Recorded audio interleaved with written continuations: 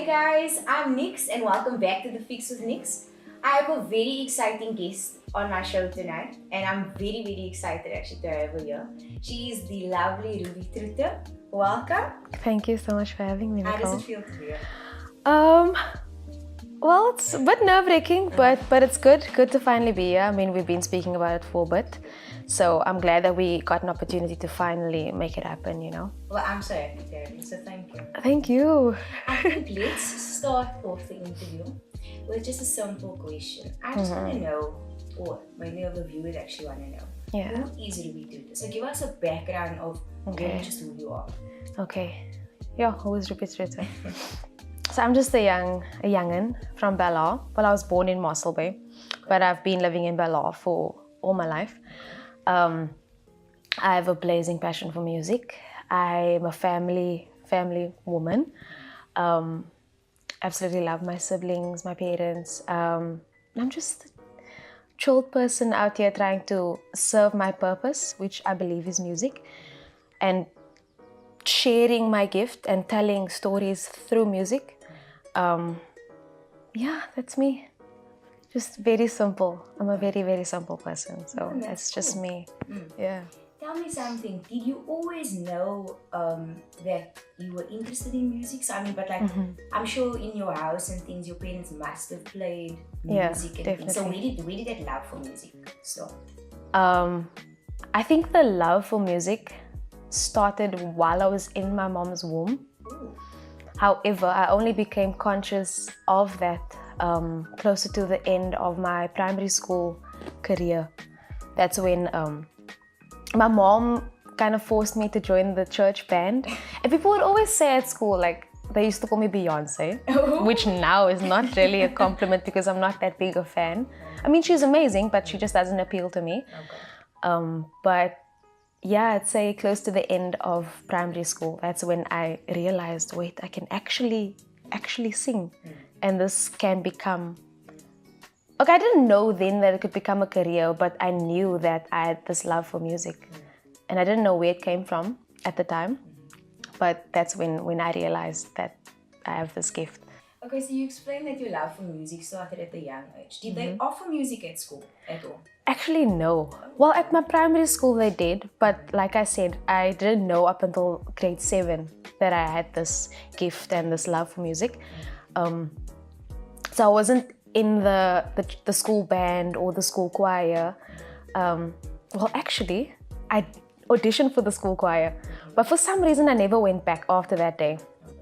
The high school I attended was very commercial, business centered, so I didn't have the opportunity to study music at school, but I did actually on the side.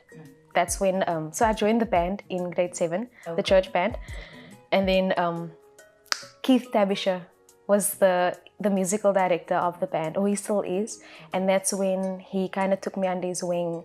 He taught me jazz standards. The very first jazz standard that I learned was actually The Girl from Ipanema, which is still my favorite. Wow, okay. And so that's how I studied music. I'd like to think that I did study music, but just not conventionally. Okay, so Ruby, what schools did you attend? Let's go from primary right up to high school and obviously tertiary. Okay, so I attended Gardenia Primary in Bella, but that was just grade R. Okay. It was a Afrikaans-focused school, I think. So my mom didn't want me to be in Afrikaans class. She wanted me to be fluent in English. Okay. So then she enrolled me into Bella Primary from grade 1 to grade 7.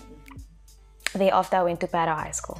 Tell me a little bit more about the gentleman that taught you about, jazz. Yeah. Tell me a bit about that. Okay, so Uncle Keith, he's such an amazing person. He's so selfless and he's always willing to help. I mean, I can go to him anytime and ask him to help me with a song and he'll be keen. So I'm very grateful to all of the influence. Oh, and he introduced me to so many people. I mean, I started gigging in grade 9. So I started singing in grade 7. Grade 9, I kind of started gigging. He took me to his gigs and I would sing a couple of songs with him. He'd introduce me to people and then eventually, it grows. Yeah. book you, and then people will see you or me, and then they started booking me. So that's he's like the reason why I know so many people now. And he also introduced me and a lot of other singers and musicians in our church band to this festival called the Grahamstown Jazz Festival. Okay. Wow. So I've gone 4 times already, which I'm so grateful for, because my church also kind of helped us in terms of funding. Completely. I mean, and also at such a young age as well. So it's like your mind was, if you can say, was even fresh at that time. All of this. Exactly. What genres of music? Because I'm sure it just couldn't obviously be just jazz. Like what were these songs? Like what genre were they in? Okay, so in the beginning, before I got to the point of working with Uncle Keith, my parents would always listen to music like smooth jazz and like the old school Bill Withers, Teddy Pendergrass. Who else is there? There's so many artists that both my parents actually listened to, and my aunts and everyone. So I already grew up with the appreciation for music that more matured audiences would appreciate. So that's where the old soul thing comes in. So because I do think and I do believe that I'm a bit of an old soul, because I love that music. So what kind of music do you enjoy listening to? Okay, so in terms of genre, I obviously love listening to jazz. And within jazz, I love listening to bossa novas, swing tunes, ballads. Oh, I love me some ballads, because there's just that sense of, you can feel what they're saying, man. Like, it's so powerful, especially it's so sad, and you can almost feel what the writer felt when writing the song, Okay, so I want to say that I have watched you a couple of times. Thank you for that. At Raw. So shout out to Raw. Yeah, I'm literally a fangirl. But anyway, I want to know what inspires you to sing the music that you do. Because I think just being a member in the audience and literally watching you, you truly take the audience on a journey. Sure. So I want to know what goes on here for you to choose those ballads that you sing. What inspires you, man? Okay, so in terms of what makes me choose the songs that I sing, the music that speaks to me. Because that way, if produced or brought across in the right way, will speak to someone else. So even if it's something that I haven't really experienced yet, if it makes me feel like they felt then, not even having experienced that, then it speaks to me, and then I'm more inclined to doing the song, to covering the song, right? Like, for instance, I don't know if you've heard Erykah Badu's Other Side of the Game. Yes. I mean, she speaks about pregnancy and this relationship with this guy that's got this career that's not legal, not really pleasant, but he's got to do it because he's got to hold the family down. Like, I've never experienced that, but it makes me feel like I was in that position, like, it's hectic. But in terms of song selection, that's now another topic, because you obviously have to kind of know the audience, know the kind of people that are coming, what kind of music they'll enjoy. And I mean, with Raw, it's a very safe space, so you can do anything and they'll enjoy it. So what inspires me? Your life and the interactions between people, myself and others. That's where my writing comes in. So I write about my experiences, relationships, whether romantic or just friendships, or my relationship with my family, something I experienced in a day, and just the anticipation of tomorrow. I think that ultimately inspires me to get up in the morning, and my dream, like, of what I see myself doing in the future, inspires me to continue doing what I'm doing, and I just want to be happy. I think the ultimate goal of happiness, like, inspires me also. I mean, I know I'm just one, because there's a lot of people that's watching you, but you definitely, you made me feel so happy, like, just listening to it, like, oh my word, guys, that makes my heart happy. Seriously. Okay. I don't know if you do this. Do you categorize your music in any way? I don't really want to do that. I don't want to box myself. So, like I said, whatever speaks to me, I do that. If I feel like I want to write a really sad song, if I'm feeling sad and that's what's inspiring the next tune, then I write it. You spoke about this new band that you're in. Yeah. So tell us the name of this band. Tell us everything. There's this band in Joburg that just does Latin music, and they play at festivals where Latin music is celebrated and appreciated, you know. And this band has been a band for 7 years. Sure. So it's wild that I didn't know about them, you know. So the band's name is Los Tacos. Los Tacos. It doesn't sound so... No, it sounds really... It sounds lekker, you know, like a vibe. It's groovy. So my friend Leon Phillips, he's a trumpeter. So one day he messages me, asks me if I want to be part of this band. They're looking for a vocalist. Can I give this guy your number? And I was like, okay. Go for it, you know. Then he gives me a call, Sean Cluter. He's the guitarist / bassist, depending on who's there, and, you know. So then he calls me and we spoke for a bit about like when I'm free to come and check the band out, if I'm interested. And then at first I didn't want to just say yes because I didn't know what this band is about. I didn't know that they were 7 years old. I didn't know if I could even join another band because I'm already so busy, right? Then he tells me, okay. That was on a Thursday. He tells me, see you on Tuesday. Sure. And I'm like, there was a silence. There was this bit of a silence. And I was like, that's soon. And it's like, I wait. Time is precious. So I've been in the band for about, it's about a month now. Yeah, we've been rehearsing. We haven't gigged yet. The next gig is on the 24th of May. Okay. But we've been at it rehearsing every Tuesday. And it's a whole vibe. Like, people should come and check it out. Come check us out. How do you feel it? I know you said you did come from another band. Yeah. And they always speak about chemistry in a band. So joining Los Tacos, how did you feel like the chemistry is? I know it's just a month. Yeah. But how do you think it's doing? I generally get along with everyone. So I can say that we do kind of gel. However, I only know 2 of the members because we are kind of friends. I've met them way before Los Tacos. So I kind of know them. There's this personal connection between us. So I feel like the chemistry, like as a band, is not there yet. But because we are so focused on getting the music down, and I think that'll come afterwards. However, like the synergy is so important, so that you know exactly what the next person's gonna do. You know what I mean?